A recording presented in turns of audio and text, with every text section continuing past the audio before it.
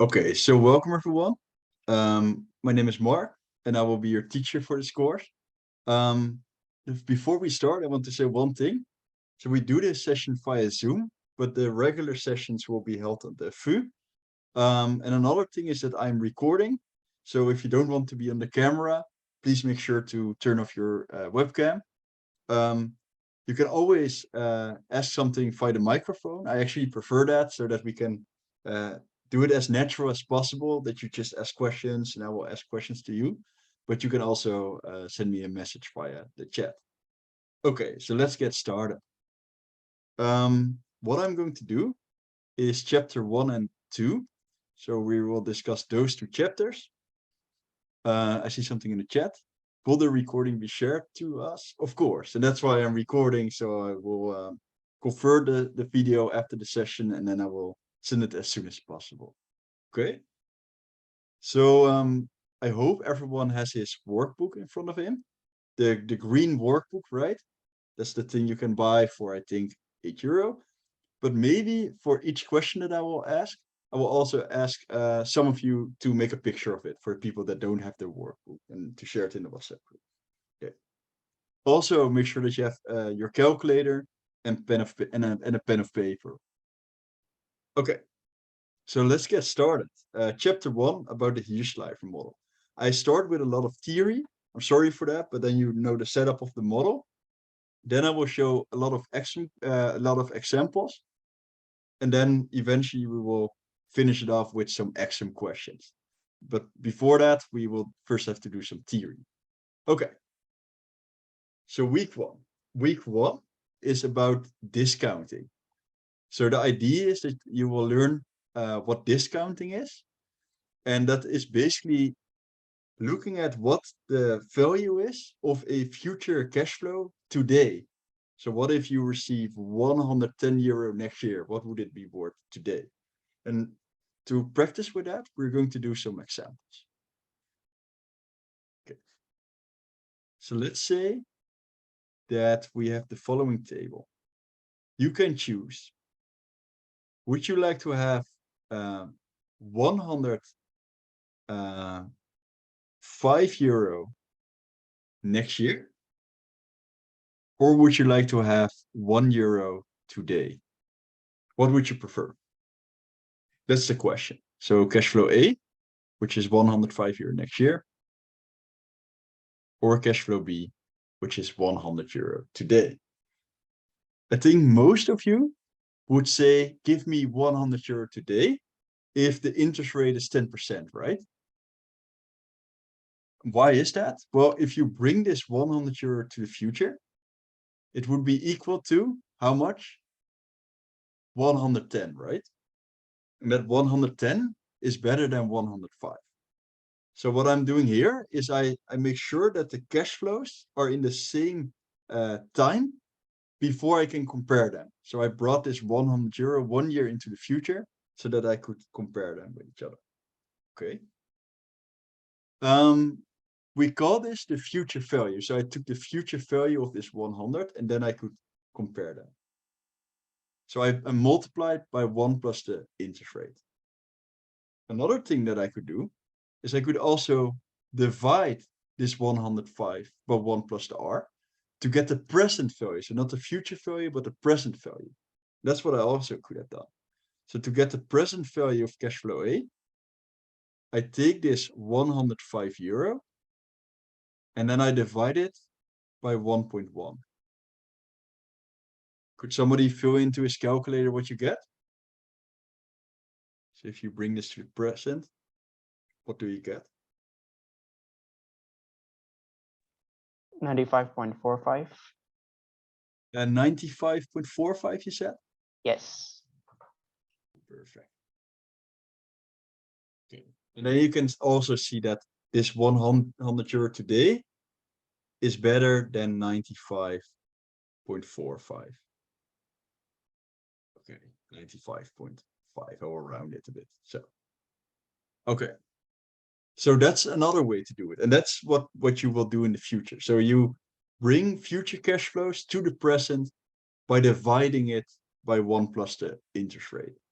And then you can compare them. So what's the takeaway? Always make sure that the cash flows are denoted in the same time period before you can compare them. Okay, let's do another example. What if you can choose? You can get €100 next year, plus €100 the year after that, plus €100 in the year after that, or you get I don't know, €250 today. What would be better? To do this, we again need to make sure that the cash flows are denoted in the same time period. So this 100 here needs to be brought back one period. So I divide it by 1.1.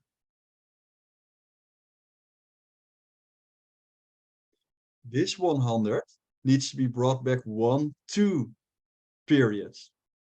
So that 100 will be divided by 1.1 squared. And then you have this third 100 that needs to be brought back 3 periods, 1, 2, 3, before we can make a fair comparison.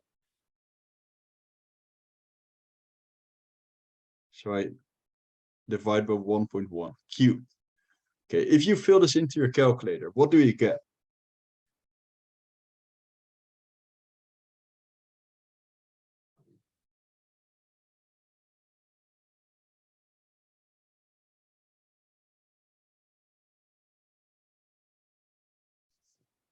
What do we get? 248.7. 248.7. Okay, so what is better? Having those 100s in the future or having €250 today? You can better have €250 today. And that's what you're seeing here. Okay. Is this clear for you guys? How to take present values? Yes. Okay. Sometimes you need to do an investment before you can get those cash flows. And then you have something that's called the net present values. That's the investment you have to make plus the present value. So for example, maybe you need to invest €100 to get a present value of 150, for example. You know how to calculate a 150 now? Then the net present value would be 50 in this case. And then you basically got €50 wealthier than you were before. Okay. So that's what the net present value is. And you can remember, if the net present value is positive, it's a good project. You should take it. But if the net present value is negative, don't take the project. It would make you poorer. Okay. So here are some small examples. You can just read them. Okay. So here's the main topic of today. So I'm going to start by explaining all the theories so that you have an understanding of what the model represents. Then I will show you a really efficient model, a really efficient method to solve the Hirshleifer model. And then we will practice with some axiom questions. Okay. So first the theory, the boring part. So you have some variables, and I will first explain what those variables represent. The first variables are the cash flow 0 and the cash flow 1. Those are just that's just income you get today and you get next year. And we assume, by the way, with the Hirshleifer model, that we only have 2 moments in time, today and next year. And after that, it ends. Okay. Then I will show you a graph. And this graph applies to the Hirshleifer model without a financial market and without a real market.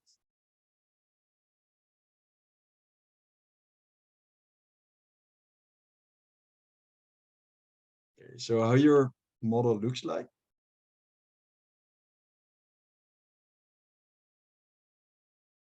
Here you, on the x-axis, you have your possible consumption today. So t is 0. And here you have t is 1. And then this point here, that will be your income. For example, CF0, and it will be, for example, 100 here. Then here, you have the income next year. And let's say that one is 150. Then I can draw a line through it. So let's say that this is the point. Then that's one possible consumption bundle. So what I mean with a consumption bundle is a combination of what I consume today and next year. So I could consume 100 euro today, and I could consume 150 euro today, right? If I just spend everything that I receive. But another thing that I could do is I could say, okay, I will consume 1 euro less today. So I will only consume 99 euro, so that I can consume 1 euro extra into the future, right? That's one thing that I could do. Notice that I don't get interest if I do that, because I assume that there's no financial market. The financial market means that there's a bank where you can borrow or lend. And then you pay or you receive some interest. Here, that's not the case. There's no financial market. Okay. Now the first question is, what is the, sorry, it's not flexible. 1 second. Yes, it's flexible again. Okay. So now the first question is, what is the maximum amount I can get if I save everything I receive at moment 0? So what's the maximum amount I could consume if I save everything? Then that would be 250. Everybody agrees? So in theory, I could save everything I earn today, 100, and then next year I can consume 150 plus the 100 I save, so 250 euro. Is that clear for you guys? So this red line that you're seeing here, that's the line with all the possible consumption bundles. 100 today, 150 next year, or 99 today and 151 next year, or really extreme, 0 today and then 250 next year. So this is the line with all the possible consumption bundles if there's no financial market and no real market. Okay. Now I'm going to change it. Here I will assume that there is a financial market, but there's no real market. What do I mean with a financial market again? There now is a bank where you can save or you can borrow there. And the interest rate will be 10%. So if I save, I receive 10%. If I lend, I have to, if I borrow, I have to pay 10%. There's no real market. I will later tell you what a real market is. So same example. I have an income today of 100 euro. Remember, this axis is t is 0. And this axis represents next year. And here, the cash flow of next year will be 150. Okay. So again, I want to draw all the possible consumption bundles. And again, one of the possible consumption bundles is this point here, right? Where you are seeing this dot here. Okay. That's one thing, one possible consumption bundle, consuming 100 today, 150 next year. However, I can also decide to save, to lend. That's the same thing. So if I reduce my consumption today with 1 euro, my question to you is, how much extra will I get in the future?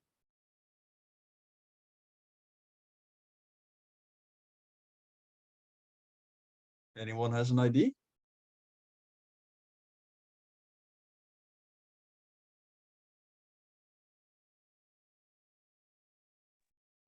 So I have €1 less today, but how much do I get extra? In the previous case, if I reduce my consumption by 1, I get €1 extra. But how much will it be now? Is it 110 because it is 10%? Yes, it's €1.10. So if I increase my if I save €1, I get €1.10 extra in the future. So now the slope of the line is steeper because of the interest rate. Okay, so if I do it all the way to the extreme, how much could I consume in the future? If I save the full €100, and then I get 110 in the future, plus this 150 I will receive nevertheless. What's the maximum amount I can consume in the future? 260. Yes, 260. Very good. I will write it down with some red numbers. We call that point B. 260. Everybody sees how I got B? So we said I already have this CF1, right? That's one thing I could consume. But I also got this CF0 times 1 plus R. So let me write down times 1 plus R. That's how I got the OB. So 100 will be 110 in the future, plus this 150 is 260. That's your OB. And it represents the maximum consumption next year. So here you can also see it. OB is the maximum consumption at TS1 without a real mark.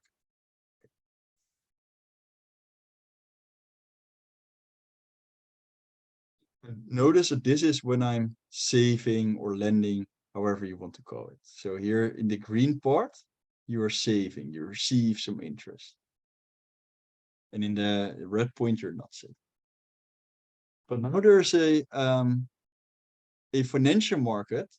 I could also borrow if I want to do that. And if I borrow, you will get this brown line you're going to see here.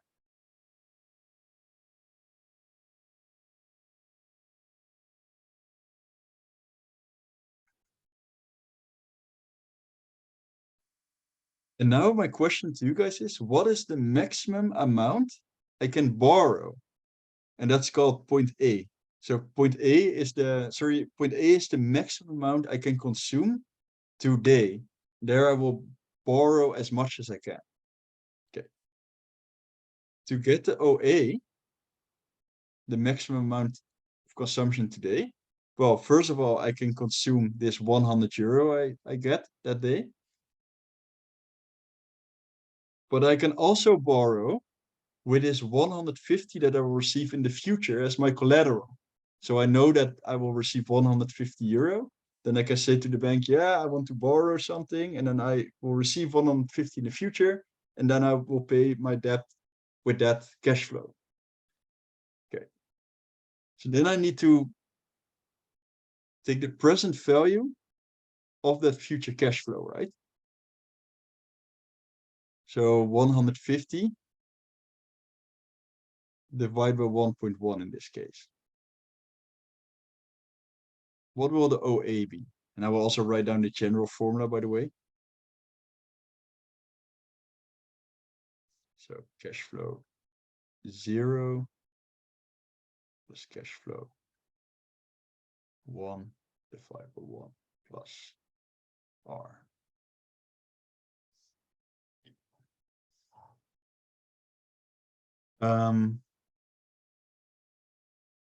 I see two different answers. It is 236.36. Yes. 236.36. That's the maximum amount I can consume today. And then I don't consume anything in the future, right? 236.36. Okay. All right. And how much did I borrow? 136, indeed. Okay. So I consumed then 236 and I borrowed 136. Okay. And notice that on this part of the line, I'm borrowing.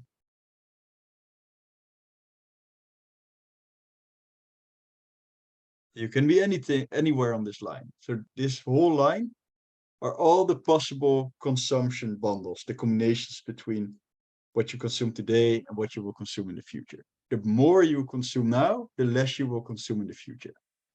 Okay. So now you understand the first four of them, right? The first four variables. What I will now introduce is a real market. And what does a real market mean? With a real market, you can do an investment, and that investment will give you some future cash flow in return. So, for example, you buy a machine for 100 euro, then the investment is 100 euro. And because you have the machine, you will earn back 200 euro next year. Then your proceeds of your investment is 200 euro. Okay. And then I will derive this graph for you guys. Okay. So I will go to the whiteboard. So I will derive the final graph that you will use on your exam. Okay.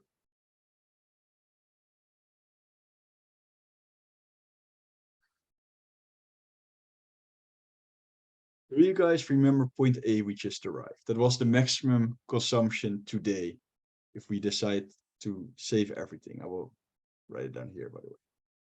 Okay. Now I will introduce something, and that's called line D.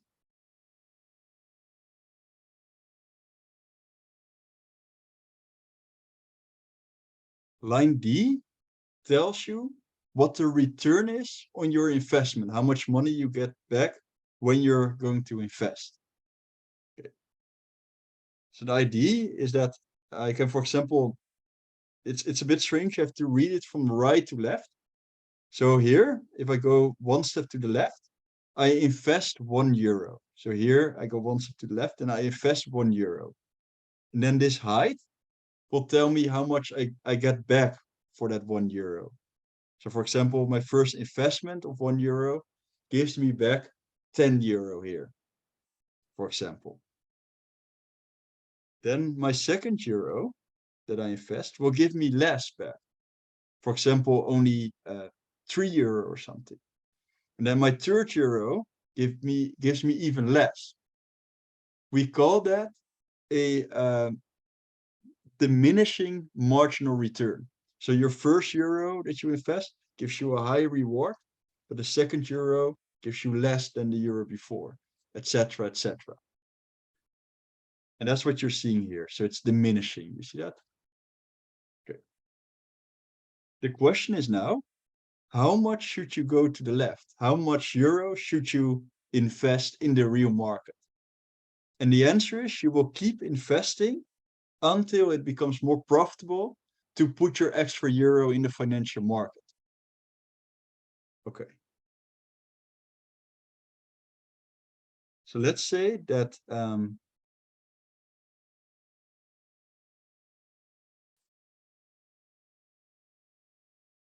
yes, it's flexible again. Sorry, sometimes I have a bit of a struggle with Zoom. Okay, so let's say that this slope here, this line here, that has a slope of 1 plus r, 1 plus the interest rate. Then this is a really interesting point. We call it point E. Because you're going to invest your extra euro and you're going to look, okay, is the return that I get on the real market bigger than the return that I would get in the financial market? As long as the answer is yes, you will keep investing an additional euro. So here, big payoff, big payoff, big payoff, big payoff. But then from this point, if you would invest an extra euro, you would get less in the real market than in the financial market. So from this point on, if you want to save or invest an extra euro, you can better save it and give it to the bank in order for some return, because you would earn more than that you would invest it. Okay, and that's point E. So point E represents the optimal investment level. So this difference here, the difference between E and A, that's your optimal investment. So if A, for example, is 200 euro and E is 150, then you would have invested 100. You would have invested 50 euro. That's the idea of EA, your optimal investment. Okay. So let's say that the I is for example 50. Then the height of this point, that's called F. So F is the optimal level of investment also, but then what you get in return. So the proceeds of that optimal investment. So you invested, for example, 50 euro, and what do you get back? Well, let's say 225 or something random. Okay. That's the idea here. So that's what the real market does. Okay, so those numbers are just random. Okay. Here's the nice thing. Because there is a real market, you will get richer because you can do a profitable investment, and that makes you richer than you would have been without the real market. And that means that you can consume more. So we move from from A to G. And this difference here, that's called the net present value. That's the amount you got richer because there is that investment opportunity. So AG is the net present value and EA is the investment. Okay. And so without the real market, we already said that A was the maximum amount you could consume today. But with the real market, G is the maximum amount of consumption you can have today. You can also see it in this table here. 1 second. Here you go, G. The maximum consumption today, if there is a real market. You see that? Okay. Then something interesting. You remember that the slope of this line was 1 plus R, right? Here you can see it. So if you want to go from G to H, which is this number here, and H, by the way, represents the maximum amount you can consume next year, if you have a real market. If you want to go from G to H, you can do the following. You can take your OG and you multiply it with 1 plus R. Like this.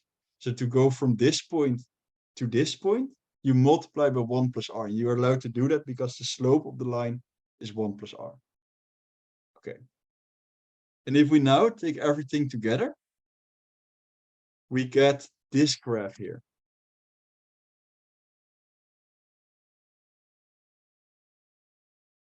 So here you can see the graph.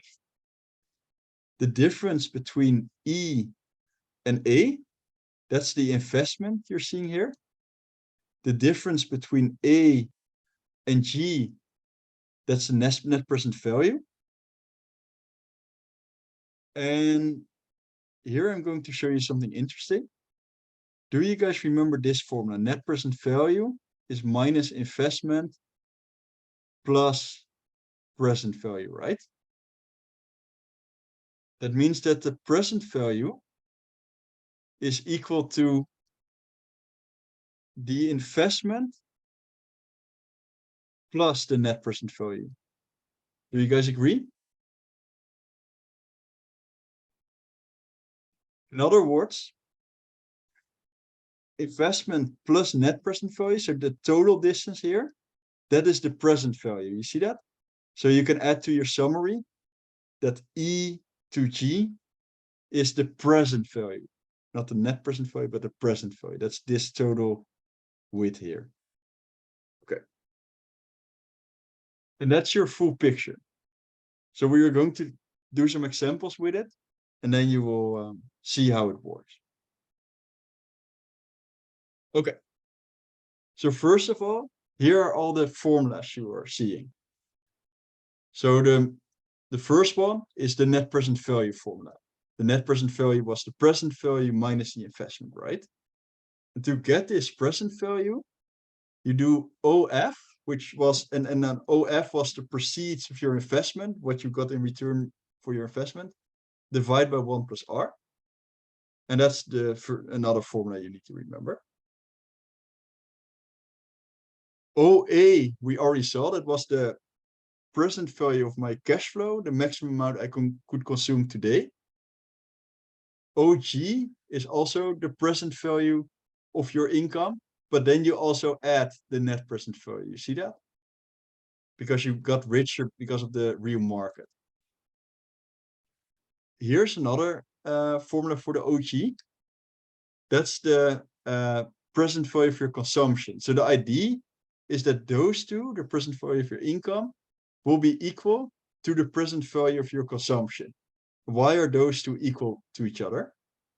Well, that is because the idea is that everything you will earn, you will also consume. For example, if you would only live today, you would spend all your money that you have if you know you're going to die at the end of the day. And that's the same here.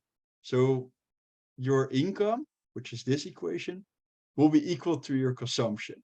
You will, so the assumption is that you will left no money on the table when you die. You will make sure that you have consumed everything before you die. Okay, so those two are equal to each other. Then this here is the OG. And that's the third formula. I don't use it that often, but it also doesn't have a clear interpretation. But the OE plus OF divided by 1 plus R, that's also the same as the OG. So I can show you this area here. That's the OE, right? And then we know that this is OF. But if I divide it by 1 plus R, I get this area here, this length. So OE plus OF divided by 1 plus R is also OG. Not that I almost never use it, but I just want to include it in the summary as well, because sometimes you need it.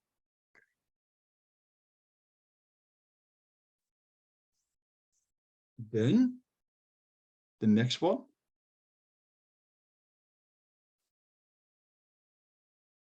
This one was the relation between OG and OH. We said the slope of this line is 1 plus R, right? So if you go from G to H, you can multiply by 1 plus R. And if you want to go from H to G, you divide by 1 plus R, because the relation is linear shape. Do you guys think I can do the same for B and A?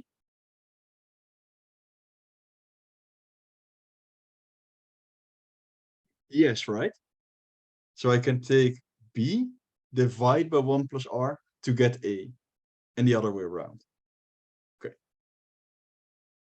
So those are the formulas. I think those are all the formulas you need, because I'm teaching this course for 6 years, and I never saw that you needed another formula for a Hirshleifer model. Okay. Then here, the most famous method to solve Hirshleifer model questions.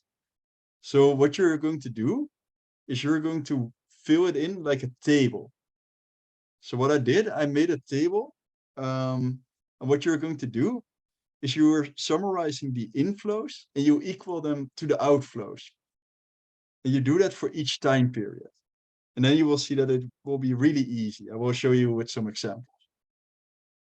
So a few things you need to pay attention to. So the first thing was that the inflows need to equal the outflows. And another thing is that what you borrow is the opposite of what you save. So for example, if I borrow 50, it means I came up money short. So then I already know that savings will be 0. That's very important to remember. So if borrowing is positive, savings has to be 0, and the other way around. So for example, if savings is 0, then borrowings, if savings is positive, then I know that borrowings is 0. Do you guys understand that? Because it's the opposite. If you're doing either of the two. Okay. The same holds for the second period. So if you are paying back some money, if you have to pay back 55 euro, for example, it means you borrowed, and that means that you don't have any savings. So that's the idea.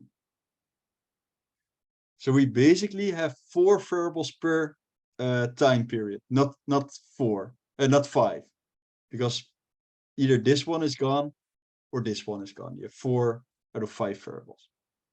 Okay. So to practice with this, I will show you a really easy example. I will show you question 1.1, and then I need one of you guys to send a question in the WhatsApp group. Who will I ask? Maybe Andrea? Are you there, Andrea? Yeah, I'm here. Would you like to make a picture of question 1 from chapter 1? Okay, And I'll send do it that. in the WhatsApp. Great.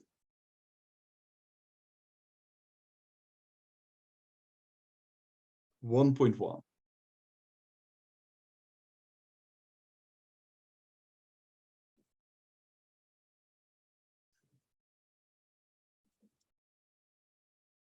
Okay, so here's the table. So take a pen and paper, and then you write down CF0.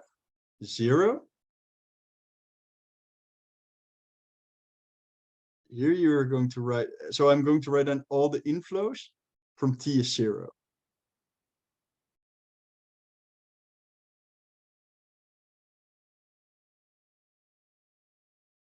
CF0, borrowing, because maybe I borrow some money.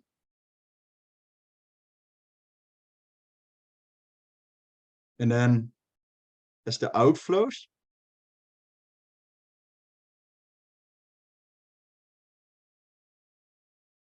I will have consumption at moment 0, because I will consume something maybe.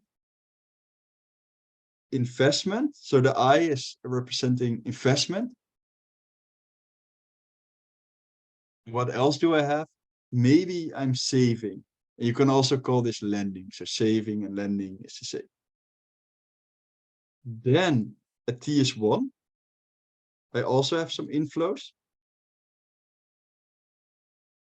At T is 1, I have some CF what? I have OF. So OF, do you guys remember what OF was? It was the proceeds of my investment. So if I do an investment of 50, I receive 225 euro in return next year, then that 225 is OF. That's the proceed of my investment. Okay. And if I saved here something, I will earn that back, including some interest rate. So saving times 1 plus R.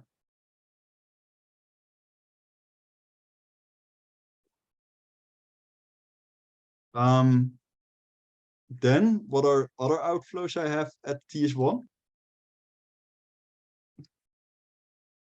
Another outflow I might have is the consumption at moment 1. And if I borrowed something, I need to pay that amount that I borrowed back, including some interest, right? Okay. So this is the table. You will always start by writing down a table when you have those Hirshleifer model questions. Okay. And then I will show you how it works. So if you copy this table, we can get started. So maybe you can say it in the chat if you wrote down the table. Then you can say done. So you can say done in the chat if you wrote down this table.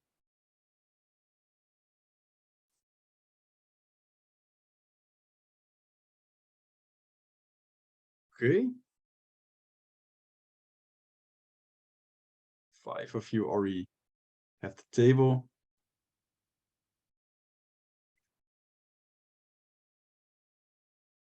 Okay. I think most of you have. Okay. So I'm going to write with black. Black is everything I got out of the question. I didn't have to use any formulas to get it. It was just written in the question.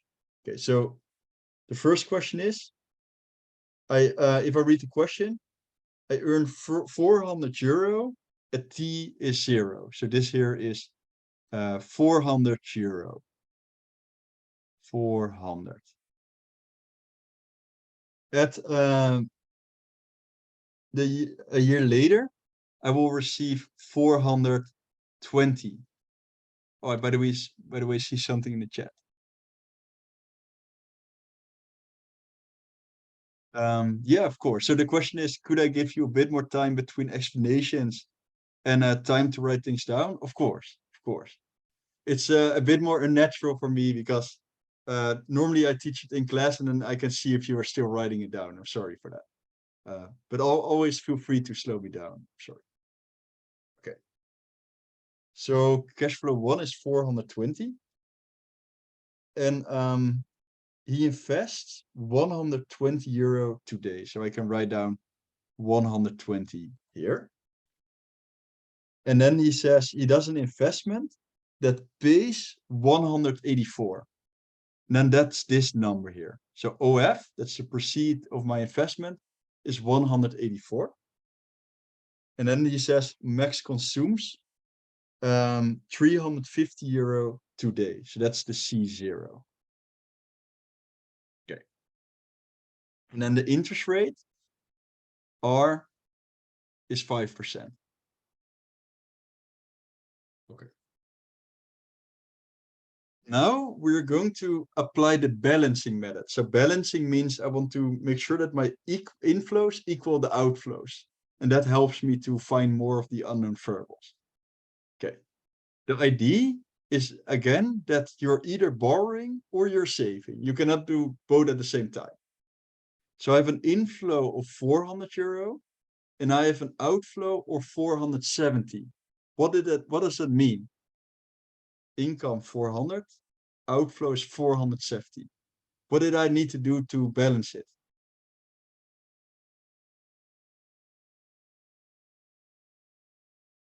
Income 400, outflow 470.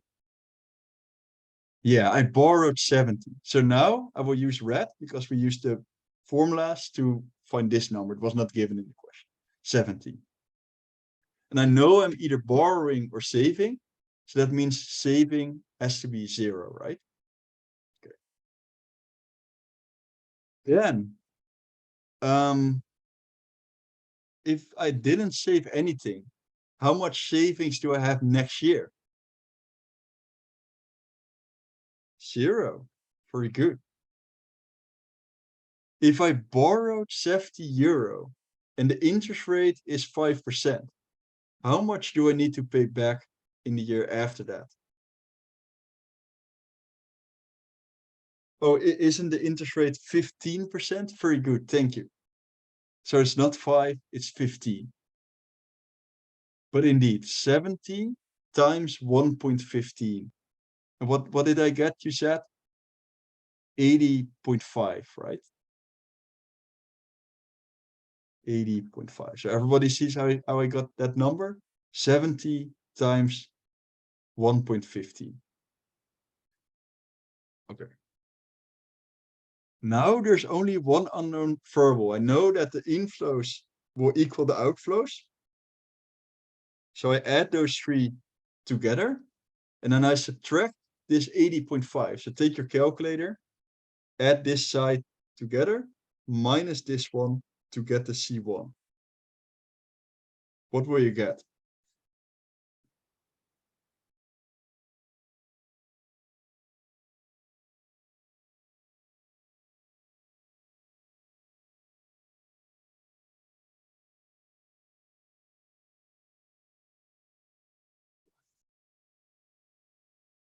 $523.5.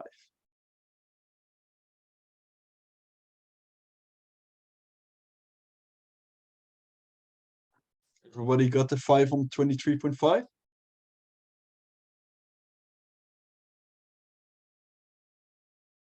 This is how you can solve the question with balancing. So you always write down this table before you start with such a question, and then you fill everything in. Okay.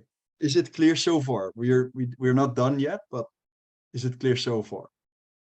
So the black numbers were given in the question, and the red numbers were found by balancing. Okay. Now we're going to have a look at the question. So I see something in the chat. OF is earnings. Yeah. So OF is what you earn because of your investment, what you receive back from your investment. Okay. So we have A, B, C, and D, right? A, the consumption is equal to 530 in moment one. Is that correct? No, it's 523.5. So A is not correct. B, consumption one equals 534. Is that correct? No, because it's 523. Then we need to calculate the OH. Okay. We know from the summary that OH is OG times 1 plus R, right? Everybody remembers that? So if I want to go from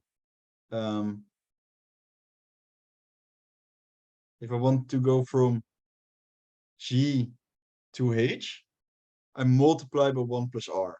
And if I want to go from H to G, I divide by 1 plus R. Okay. I also know that OG has this formula here. So I will copy it.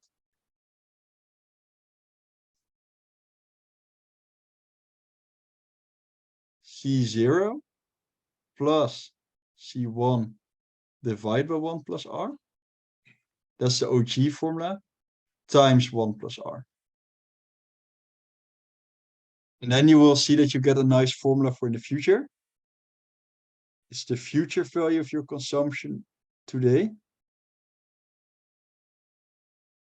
plus C1. So this is another formula you can remember. So OH is consumption today times 1 plus R plus C1. Okay.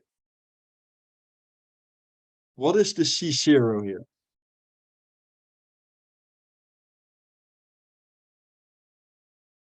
C0 is 350 euro, right? 1 plus R is 1.15.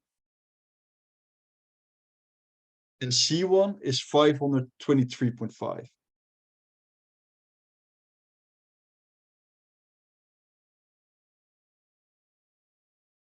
What do I get? Could somebody fill this in? What do I get? If you fill this in into your calculator.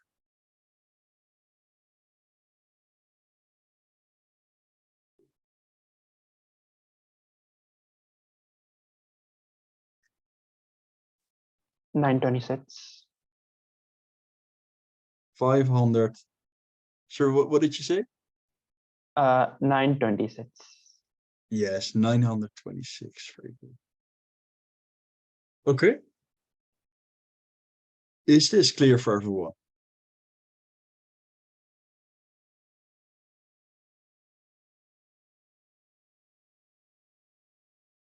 Very good. So OH is the future value of my consumption. So C0 times 1 plus R plus C1, because C1 is already in the future, so that's just C1. So OH is basically the maximum amount you can consume in the future value of your consumption. So are those steps clear?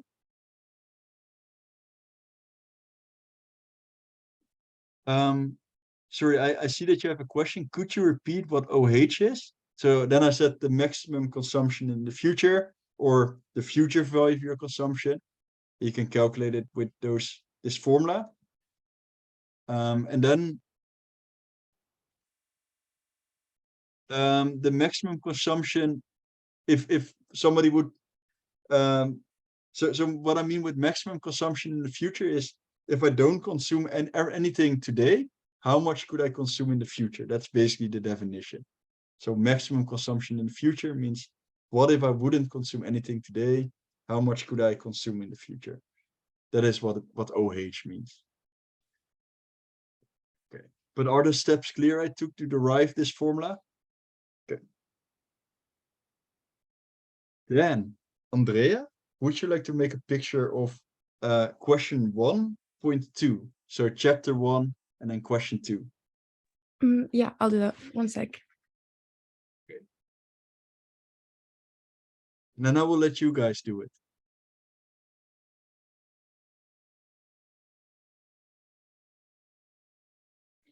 For the rest of you guys, we can already start by writing down the table, right? So at moment 0, I have some inflows, which are CF0, borrowing,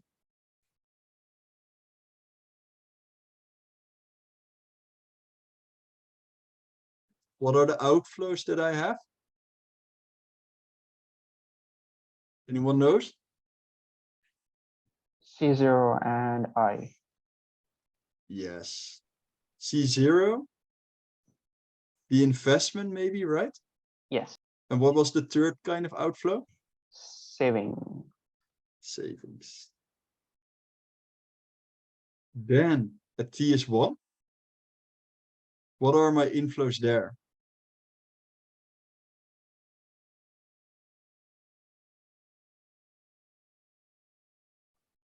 I receive money, CF1, right? No matter what I do. And if I did an investment, what do I get in return next year?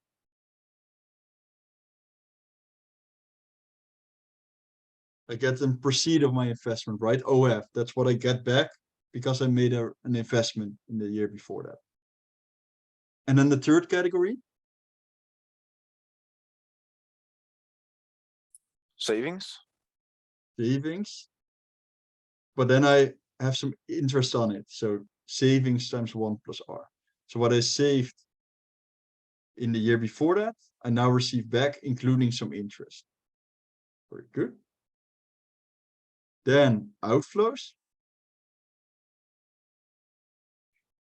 Maybe I consume something. And if I did borrow, I now have to pay that back, including some interest, right? So this is my starting point. Okay. Okay. Who likes to help me with this?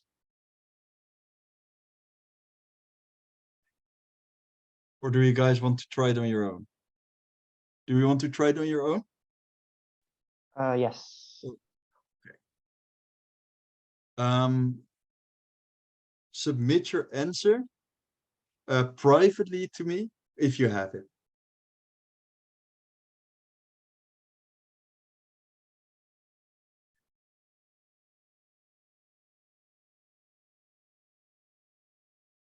And then I will get some water real quick.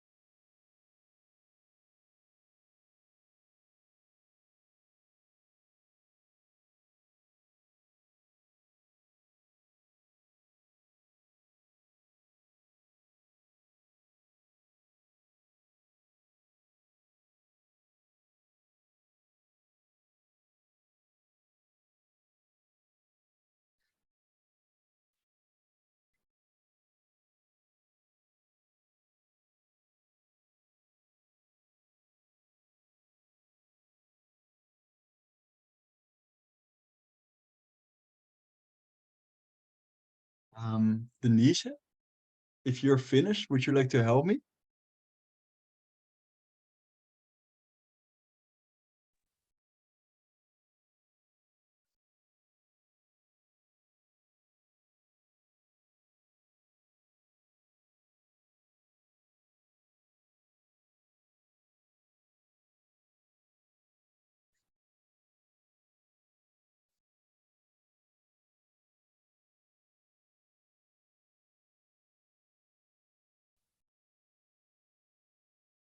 Maybe Melanie, if you're finished, would you like to help me?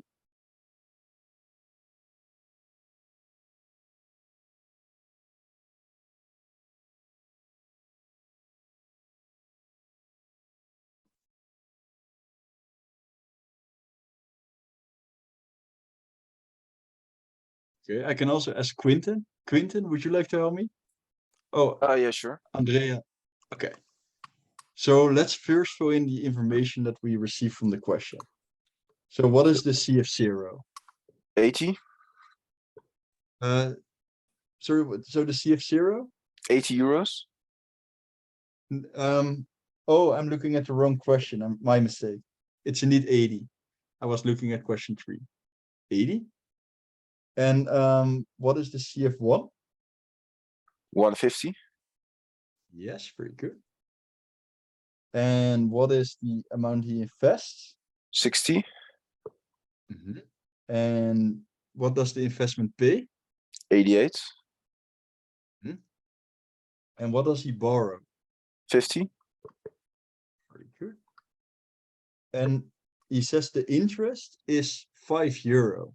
So that's not something I can write down. So I would just make a note of it. Interest is €5. That's the amount of interest he's paying. Okay. And the interest rate was not given directly. Okay. So how did you, my first question to you is, what is the saving if he borrowed? So he borrowed 50. So what did he save? I would assume nothing. Yes, we said you're either borrowing or you're saving, right? So if one Yeah. thing is positive, the other thing has to be 0. Okay. So in total, he has an inflow of 130, right? But he only invested 60. So what did he consume that moment? 70. 70, very good. Everybody sees how he got to 70 by balancing. Do you have an idea what the interest rate is? We borrowed 50 and we had to pay €5 interest. I would say 10%. Yes, very good. 10%. Everybody sees how we get to 10%. What is the number we should put here? 55. Yes, very good. So 50 times 1.1 or 50 plus this €5. Okay, we didn't save anything. So how many savings do we get the next period? 0. 0. And how can I now find the C1? Balancing. Yeah, so I add everything together, minus 55, and then you get this number here, right? 183. 83. Yeah, 183. 183. Perfect. Okay. So I think we already know the correct answer then. What's the correct answer?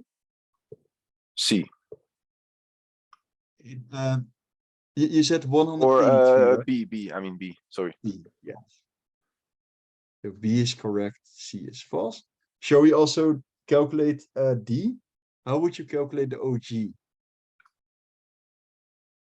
Let's see. You can look at your formulas. OH divided by 1 plus R. Yeah, but I don't know my OH. Is there another formula that's easy to fill in? You can just look in the summary. So you just check. C0 plus C1 divided by 1 plus R. Yes, this one here.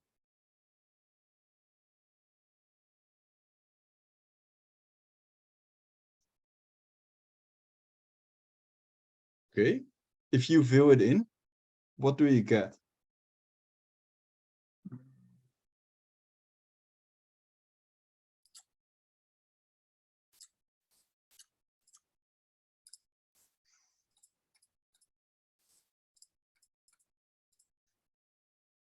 236.4. Yes, very good. Okay, and that's not 246 like they said in the question. So D is false. Is this one clear for everyone? Yes. So is it clear how I use the balancing? And thank you, by the way, Quinten. Then what I would like to do is we can do two things. We can say, all right, we don't take a break, or we can have a small break, and then after the break, we do some action questions in chapter 2.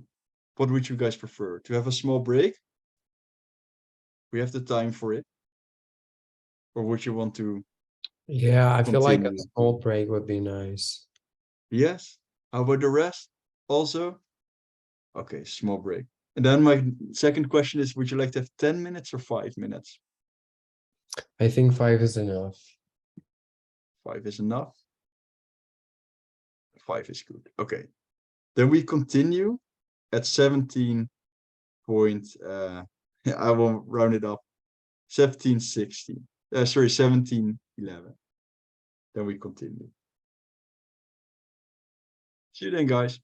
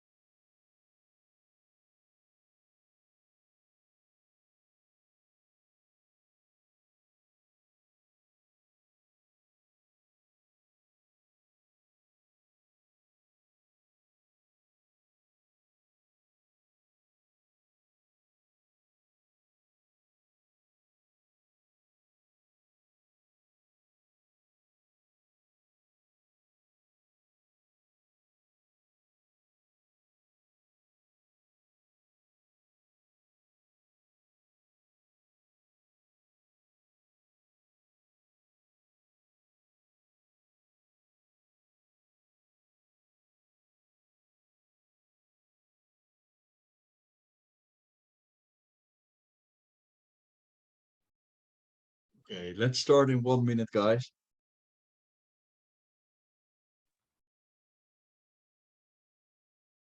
Hello. Can you quickly explain how we got the borrowing into 1 plus R for the outflows at t is equal to 1 and also the interest rate 10% again? Yeah, of course. So let's go a few steps back. Oh. So so you understood it all the way up to this point, Yes. and then we also didn't know the interest rate, right? Okay. So it was given in the question that we borrowed 50 and that the interest that we paid was €5. That was just given in the question, right? Yes. So if I borrowed 50 and the interest is €5, it means that I have to pay back €55. You agree with that? Yeah. And you can also do €5 divided by 50 times 100%. And what do you get? €5 divided by 50 times 100%.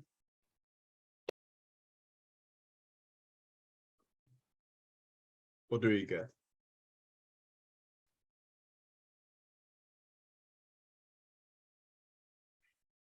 Over Sorry? 10 because the interest rate is 10% Yes. completed that way. Okay. Yeah. Yes. Does that answer your question? Yes. Or did you have more questions? No, that was it. Yeah. Okay. Thank you. Okay. Is everyone back? Can we continue? Okay. Then the next topic. Okay. Until this point, I only showed you really easy examples. But it could be that you sometimes don't have enough information to balance.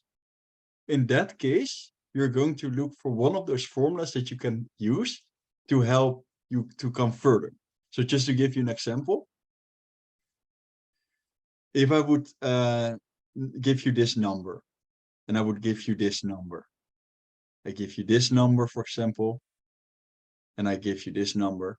Now you have enough information to balance it, right? Because you know that you could know what the C1 is. Because you have only one unknown variable.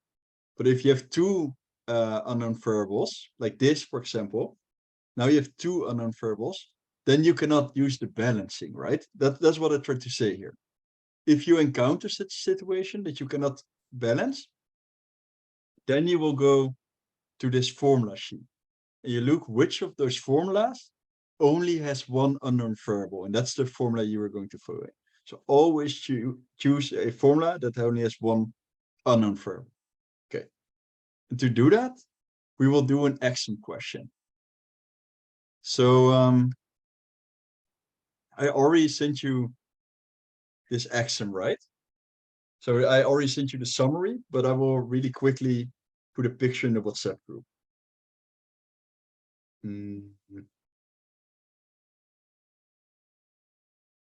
Let me make a picture.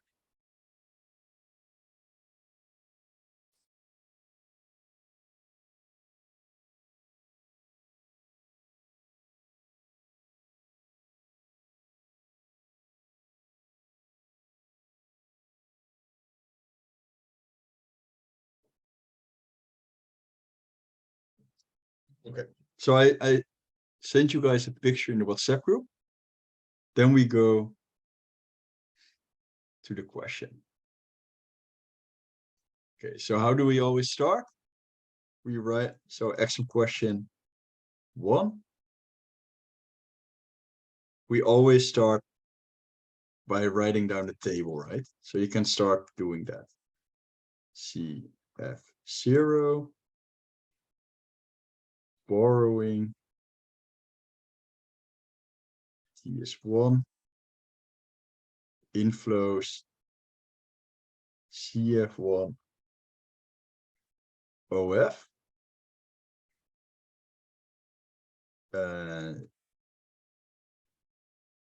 maybe you got some savings,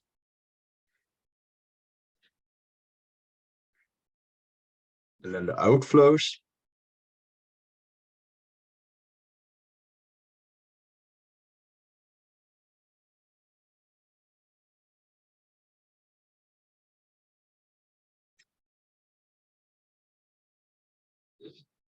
C0.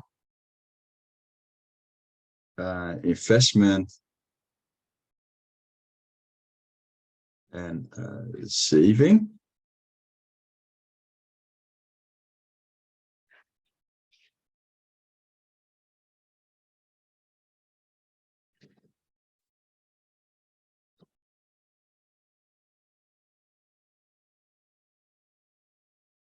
Oh, and by the way, here I should type outflows.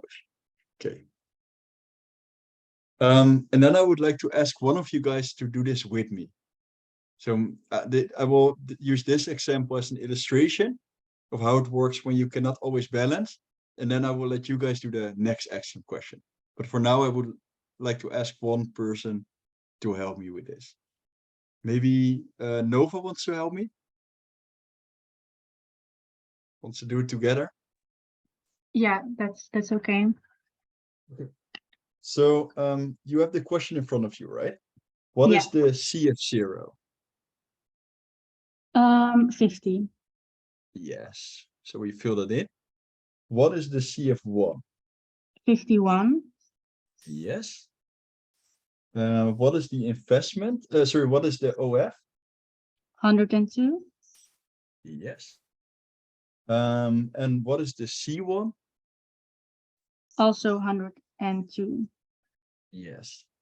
And then the interest rate 2%. is 2%. Yeah. And the OG? 150. Yes. So I make a note for it like this. Okay.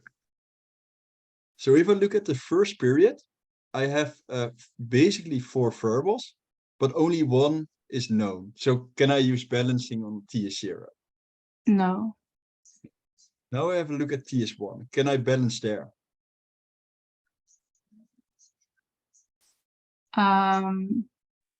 Yes, right? Yeah. Because this is 163 and this is 102. So what did I probably borrow? What did I pay back on my dad?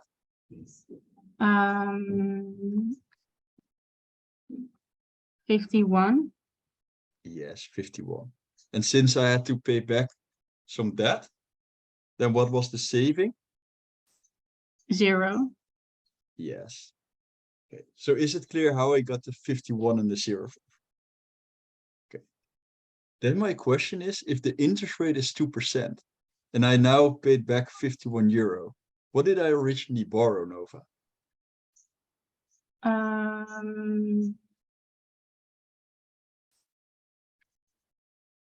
50. Yeah, so 51 divided by 1.02 is 50. Is it clear for everyone how Nova got this? Yes. What did I say? So I borrowed 50. Did I then save anything? No, so 0. Perfect. And here is the thing I was talking about. It can happen that if you try to balance, it is not possible because you have 2 or more unknown variables. We don't know the C0 and we don't know the investment. So with 2 or more unknown variables, then we cannot balance anymore. What should we then do? We go to those formulas here and we look which of the formulas only have one unknown variable.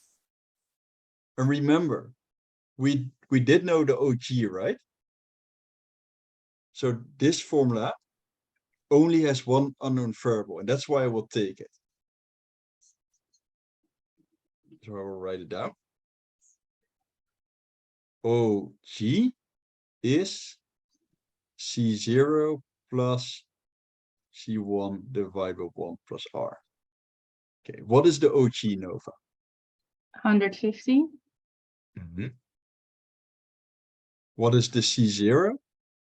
We don't know it, right? Yeah. C1? 102. Mm-hmm. And 1 plus r? 1.02. Yes. This fraction is 100. You agree with that? Yeah, Okay. So what is then the C0? 50. Yes, 50. So is it clear for everyone how we got to 50?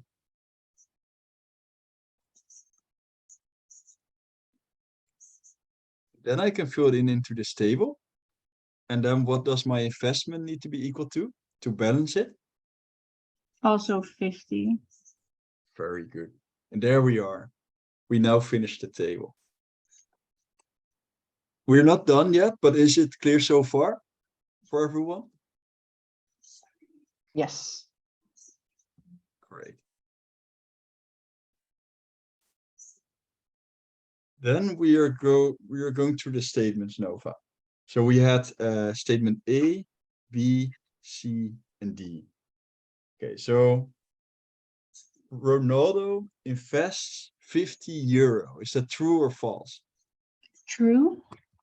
True. The net present value of the investment equals 50 euro. Do you remember the formula to calculate the net present value? Minus I plus present value. Yes. And how did we calculate the present value? That was OF divided by? The 1 plus the interest rate. Yeah, very good.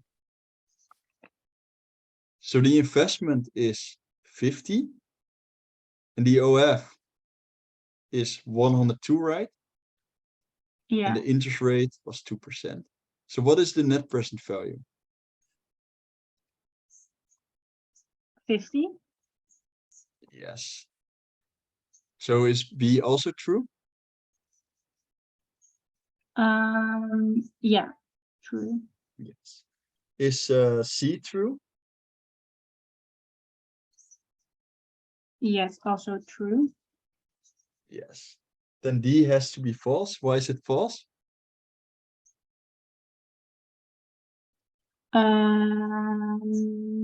Because he pays €1 interest. Exactly. And not 2 euro.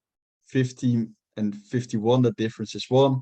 So he paid 1 euro interest, not 2 euro. And we could have seen that way earlier, of course, but it's nice to do everything. Okay. Thank you, Nova. Are there any questions here? Or is everything clear? I have a question. Mm-hmm. So like I get how we get the consumption at T0, but so is it like bad to assume that to get the investment at T0 is dividing the investment at 1, meaning OF, by 1.102? Like that should be But if I do 102, that's the OF, right? yeah, Divide by 1 plus interest rate, yeah, I it's don't get 50. no, So I you get don't get this 100. number. Sorry? You get 100, so like that's wrong to assume that we can divide Yeah. it. Yeah. So it's not those two numbers don't have that relationship. It's not that you can do I times 1 plus R to get OF. That would be wrong. Oh, okay. Thank you. You're welcome. Any other questions? No? Okay. Then I will let you guys do the next action question. So here's the next action question. I will also send a picture in the WhatsApp group.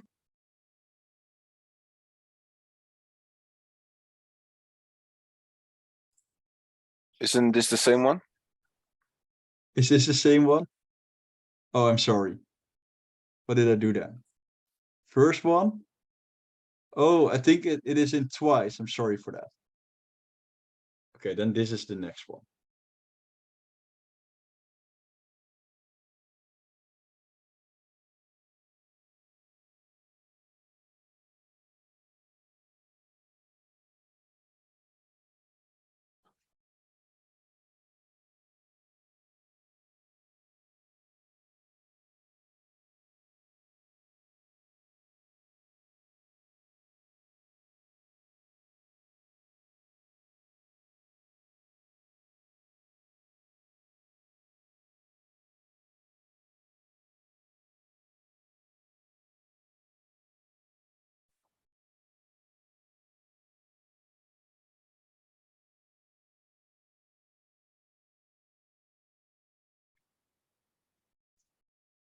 And you can send your answer in the chat again.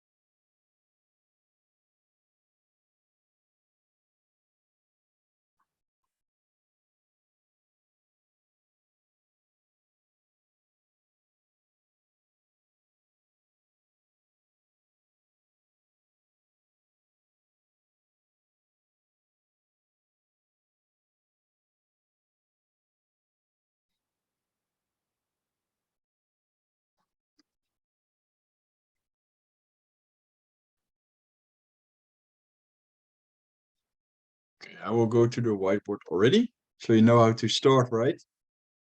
Set up the table.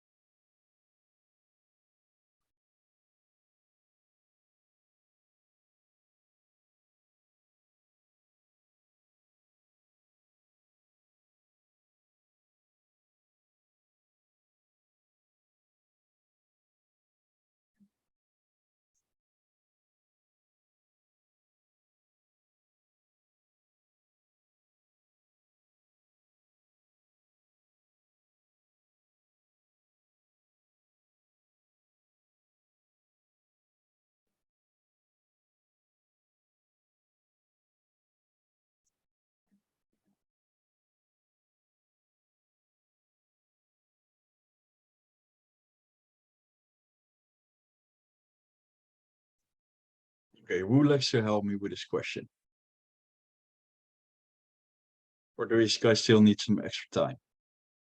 That's also fine.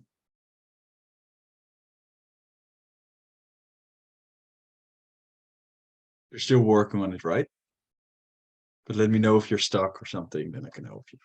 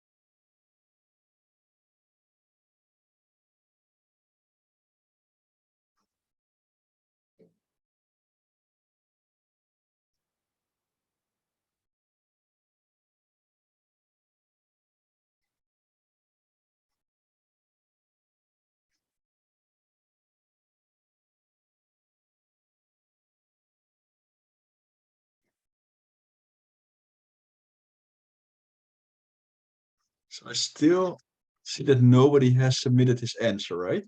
So it doesn't mean that nobody did figure it out. Maybe I should then help a bit. I don't know about others, but I personally have problems filling out like the table. So Okay. Do you want to do it together, Mikael? yeah, exactly. That's what I wanted to ask. Okay. Let me see if I get the question. Mhm. Here it is. Okay. So the income of dense. So what is CF0? CF0 is 100. And CF1? Then CF1 is 105. Yes.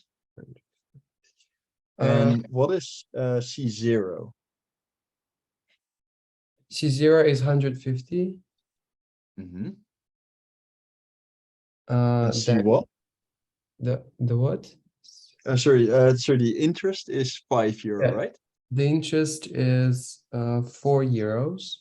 €4. I'm sorry. €4. He invests €30. Yeah. And what is the present value? Present value of investments is €70. And then BH, you don't need that, but that is 42. So from the information that we have, we can calculate the net present value, but I don't know if we actually need it for something. Not yet. So we can first maybe do some balancing, right? Yeah, well, So wait. Okay. my inflow is €100 and my outflow is 180. So So we need to borrow what- 80. yes. Okay. And what is then the saving? 0. Yes. Okay. I borrowed €80 and I had to pay €4 interest. So what is the interest rate then? Wait, give me a second. 80 store x. It's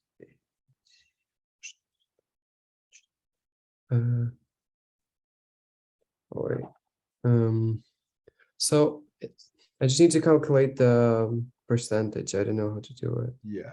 Oh, you do interest divided by borrowing times 100%. Just divided.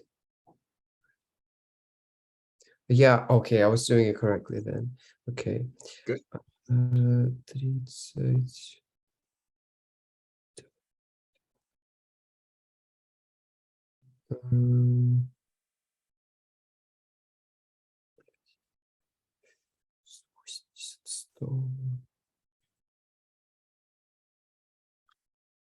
So what do you get then?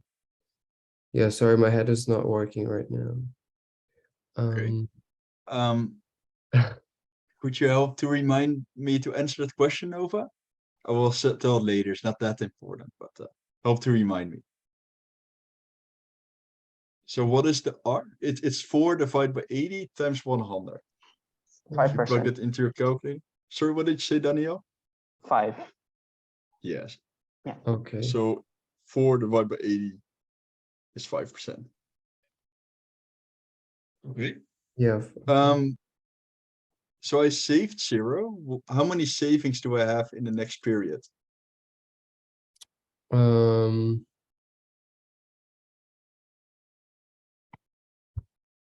If I didn't save anything, then I Yeah. don't have so- any savings in the Yeah. next Okay. period. There's no percentage here. Okay, then it's No.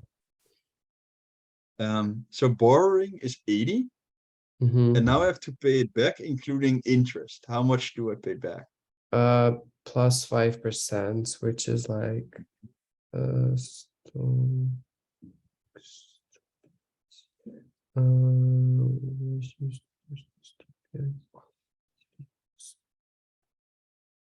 where's my calculator? Back.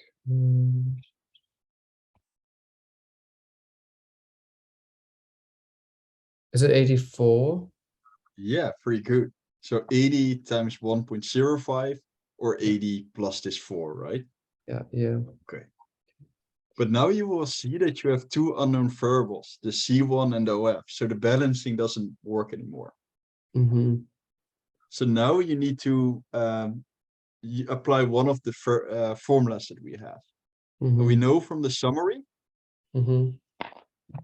that the OF is the present value times the 1 plus R, right?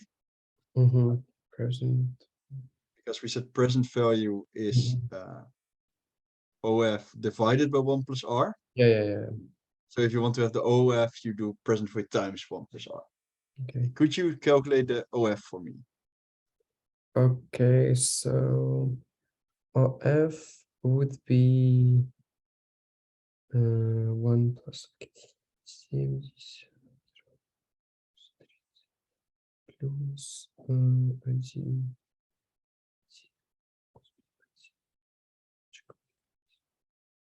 F 100 equals. Oh, is it 73.5. Yeah, What did you say, Daniel? 73.5. Yes, very good. And then I can fill it in here. And now I have only one unknown variable, so now I can use the balancing again. So I add all those three numbers together, minus 84. And then what is the C1?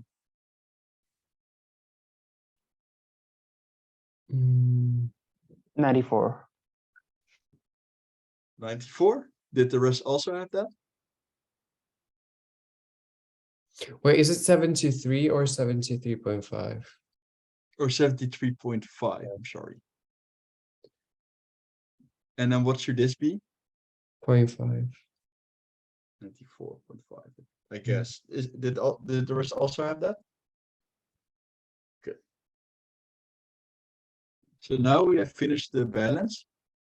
Then we go to the question. So we have A, B, C, and D. Which one is correct? A A, is B, correct. C, or D? A is is correct. Yeah. Yes, because we have 94.5 as the consumption and an interest rate of 5%, right? So A is Yes. correct. The others are incorrect. All right, that's the Hirshleifer model. Is this clear? Does everyone understand the method? So now you know this method, and then you can just do a lot of old exam questions, and then you're well prepared for the exam. So because the exam always starts with 2 Hirshleifer model questions. So you can just go through some old exams or through the workbook, practice many of them, and then it will become pretty easy. Okay. Then we go to chapter 2, if there are no questions. And thank you for your help, Mikael and Daniel. Okay. So chapter 2 is really easy. Oh yeah, thank you, Nova. So the question was, what is BH? So let me tell you. Okay. So do you agree, Nova, that if I go from G to H, I need to multiply it by 1 plus R. So G times 1 plus R is H. If I do A times 1 plus R, what do I then get, Nova? I get B, right?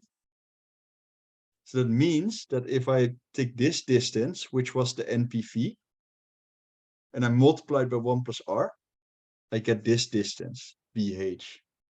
So to answer your question, BH is the net present value times 1 plus R. Okay. So that's it. Can I delete it? Okay.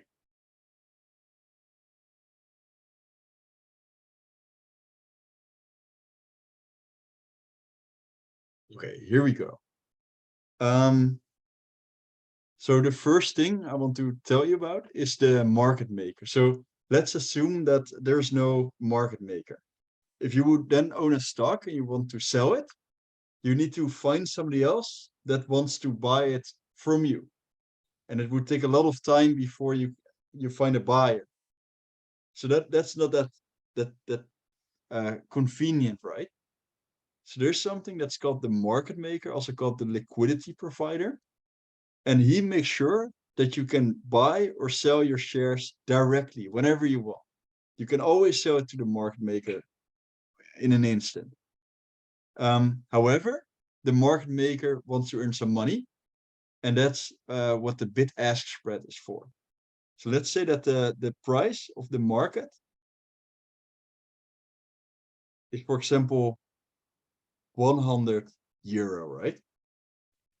Then what he will do is each time you want to sell, that's the bid price. So I will write down the price of the bid.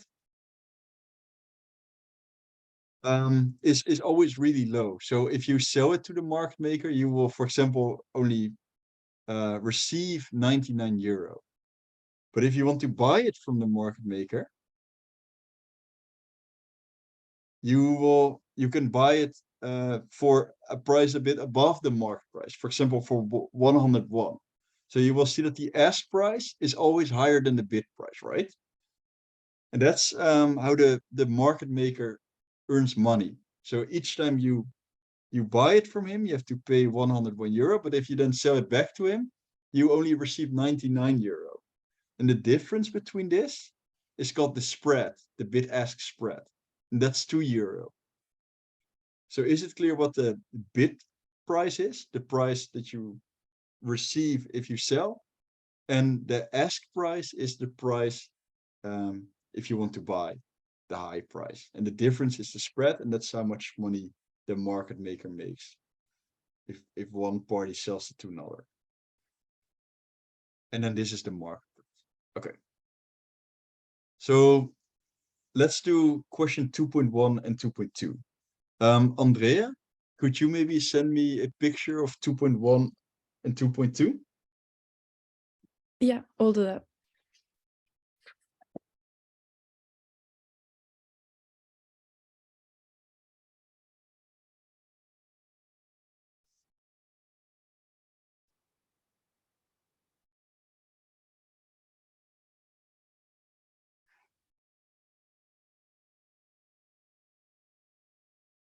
So Andrea is going to show question 2.1 and 2.2.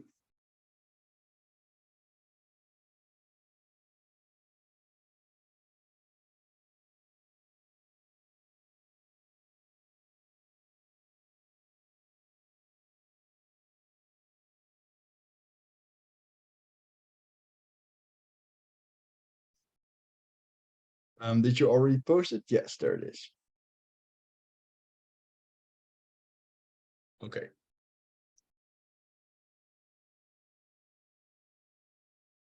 So we have the 12th and we have the 19th. And then here we have the ask price and the bid price. And we see that the ask price on the 12th is 50.50 and the ask price is 52.50.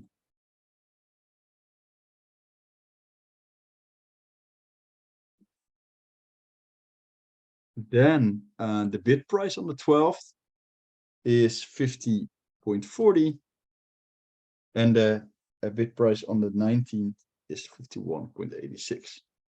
Okay. You buy it. What do we have to pay, the ask or the bid price if you buy?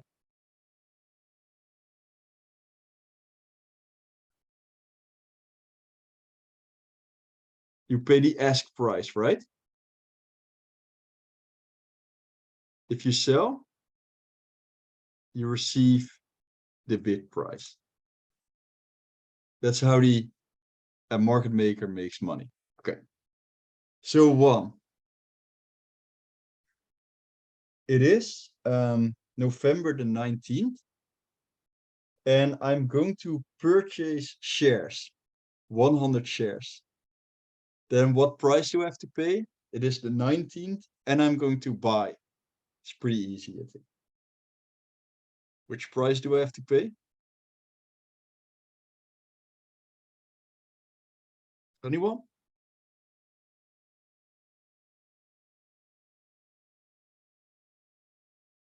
I have to pay this price, right? Very good. So it is indeed oh, I made a mistake in copying. I'm sorry. This should be 50. I'm sorry. 50, but this is indeed the 52. So this is indeed the price I have to pay, 52. So the answer is D, indeed. I have to pay 5,200 for it. Okay, question 2.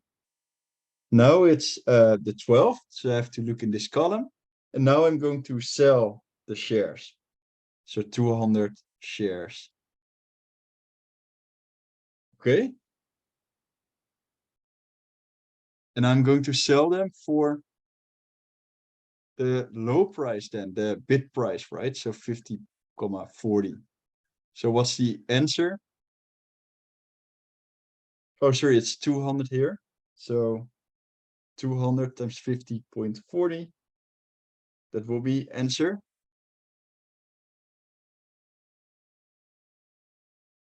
B, right? 1080. Is this correct?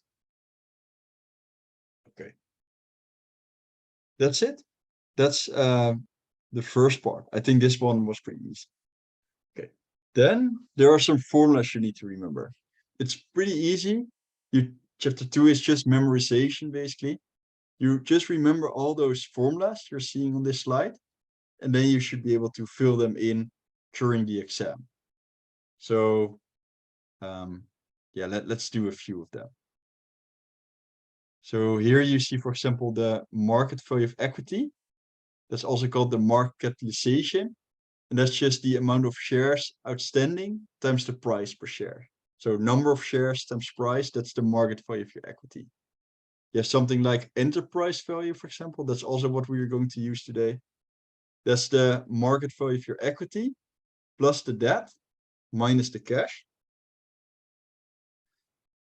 And then, for example, you have your current ratio and your quick ratio.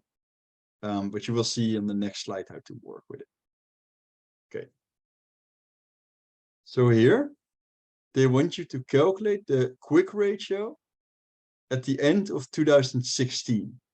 And then you have learned for your exam the formula for quick ratio, which is total current assets minus the inventory divided by the total current liabilities. Okay.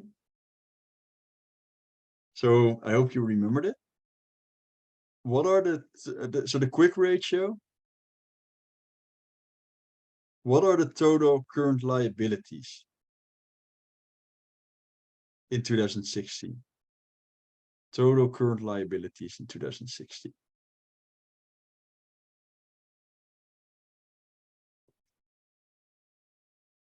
Does anyone see it? Here, right? Yes. That's the total current liability. What do I need to subtract according to the formula? Inventory, so that's 800. Yes. So inventory is 800. Divided by 1,770. Yeah. Yes. That's So the formula for ratio. that gives 0.71, which is A. Very good. Is this clear for everyone why it's answer A? So it's really just filling in formulas. It's the easiest chapter in the book. Okay. So A. Okay, so here, just to help you, we want to calculate the enterprise value.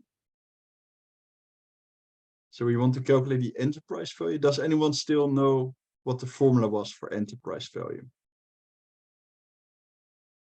I showed it really quickly. Market value plus Equity? yeah. plus Debt.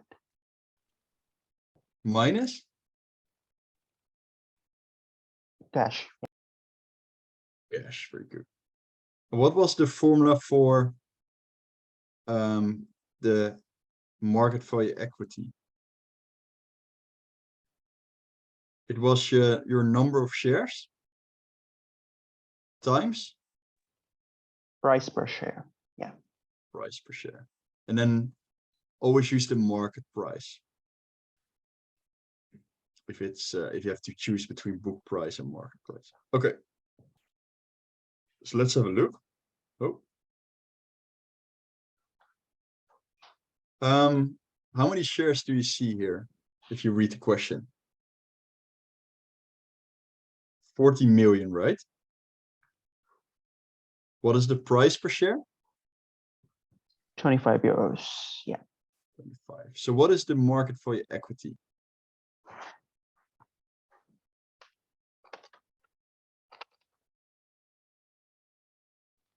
What is the market value equity? What is 40 million times 25?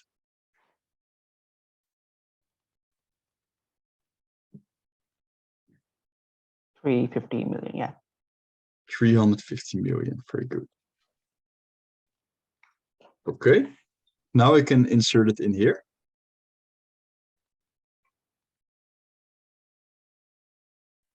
What is the level of debt that I have?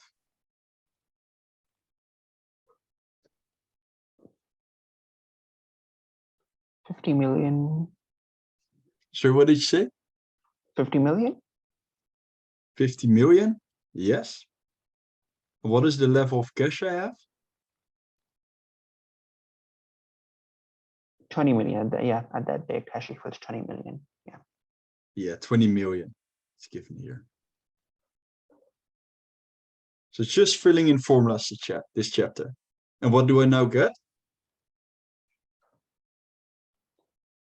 380. 380 million. Very good, guys. So that's the enterprise value, 380 million. That's the question. I didn't show it, but this was the question. What is the enterprise value? Okay. So now you have an idea how this one works. It's pretty easy. Okay, one more thing then. It's about this formula here. It's basically filling in the formula, but it's nice if you also understand it. So let's give it a try. Okay, I'm going to show you the difference between the annual percentage rate and the effective annual rate. So what is the difference? Okay, I'm going to make it really extreme. I'm going to say that the APR is 100%. So what does it mean? It means that you get 100% interest per year, which is, I think that has never has never been that high before. Okay, so let's say that the N is 1. That means that I pay the interest once a year. Okay. So if you look at the timeline, it's like this. So this is moment 0. This is moment 1. Then for this whole year, you receive 100% interest. And if you start with €1, you now end up with how many euros? €2, right? Okay. Here, your effective annual rate is also 100%. So nothing interested here. So you cannot see the difference yet. Let me give you another example.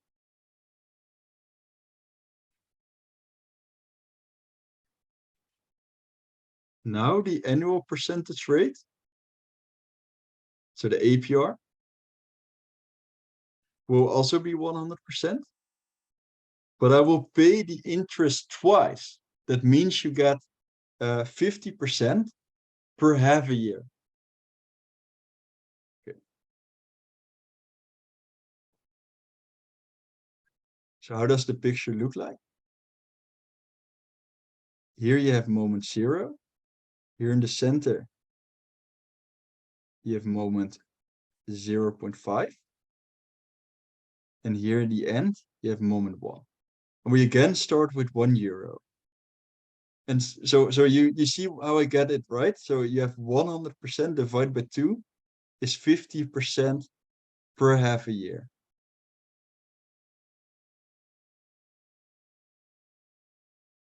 Okay. So how much do I have after the first half a year?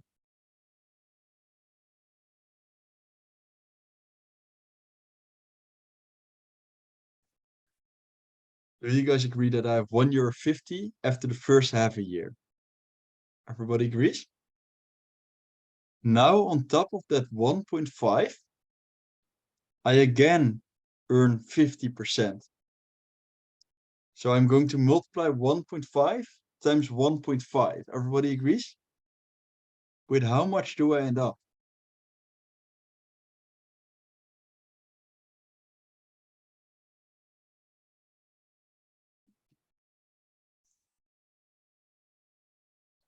Yes, for good, Nova. €2.25. So you see, the higher the n is, the more frequently I pay out the interest, the higher my effective annual rate will be. What is the effective annual rate here? I went from €1 to €2.25.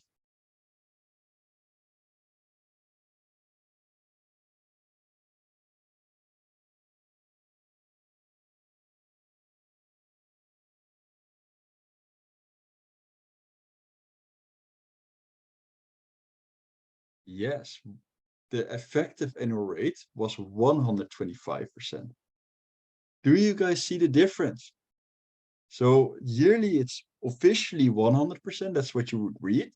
But as you pay it out 2 times a year, you have some extra compounding during the year because you get 50% over the first half a year to get 150, and then again 50%. It's a big difference. Okay. And the formula you saw in the summary, you could of course do 225 minus 1 divided by 1, new minus all divided by all to get this 125. Or you could do 1 plus APR divided by n with the power of n minus 1. That's also how you could get the 125%. Then for APR, you need to fill in 1. So you would get 1 plus 1 divided by 2 with the power of 2 minus 1 in this case, because 100% is equal to 1, 10% is equal to 0.10. Okay. One extra example, because I know I'm already over time, or is it not necessary to do another example? Is it clear what the effective annual rate is?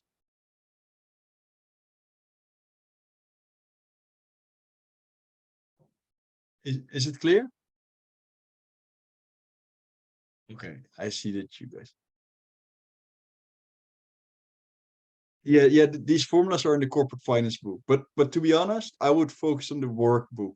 The workbook is really good. It's really similar to the exams. And okay. Then here is a small question you can make, 2.18. If you have to go, that's fine. But for the people that want to practice this one more time, we can do question 2.18. Andrea, would you like to send a picture about 2.18? Yeah, I'll send it. Okay, thank you.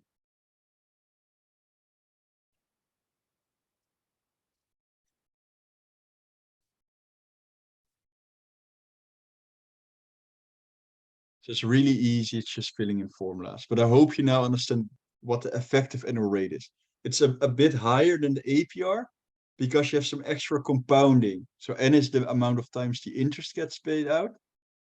And then you will have some more compounding. Therefore, the effective annual rate is higher than the APR. Okay.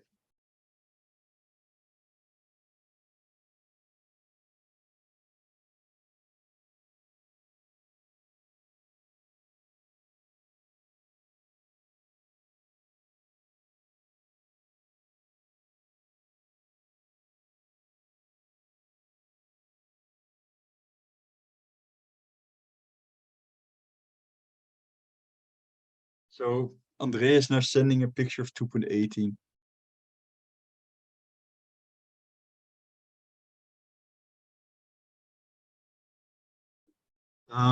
Quinten is asking if Mark Schouten already discussed the APR and the EAR in the lectures.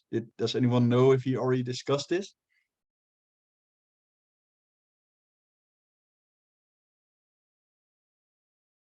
Okay, there it is.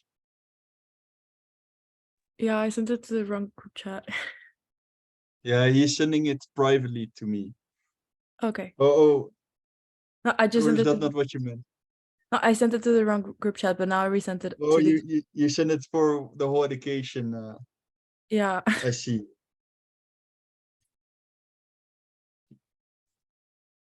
So let's try it. Question 2.18. Okay. The APR is 5%. So you filled in like 0.05 there, right? What does N represent in this case? If the interest is compounded daily, so each day you pay out the interest. So for example, if you pay it out twice a year per half a year, you have an N of 2. If you have if you paid out weekly, N would be 52. But here they paid out daily. So what would the N be?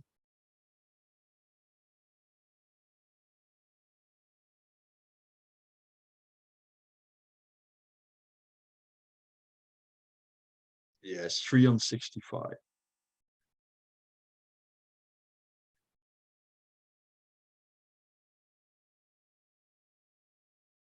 Okay, and that's it. It's just filling in a formula. And you will see it will become a bit higher than 5%, because if you pay it out more frequently than 1 times a year, it can compound a bit more. That's the intuition here. Okay, so what do we get?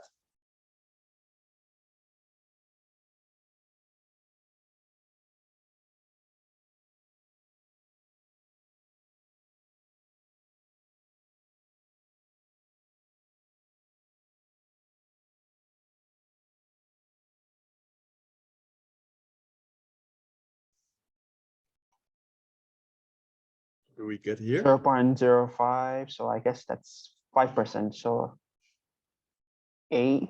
That's I don't see that answer in the options.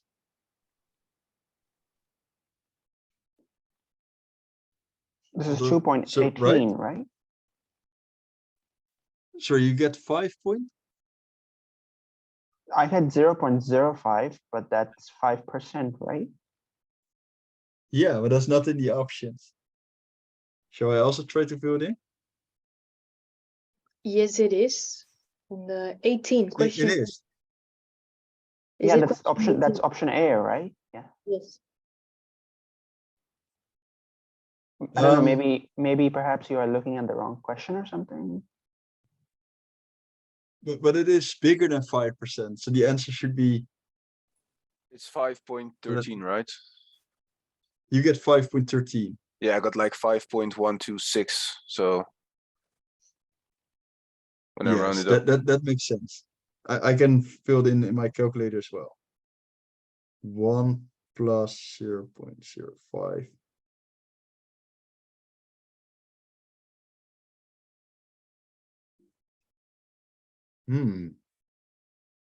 I also get the same as you guys have. 1 second. 1 plus.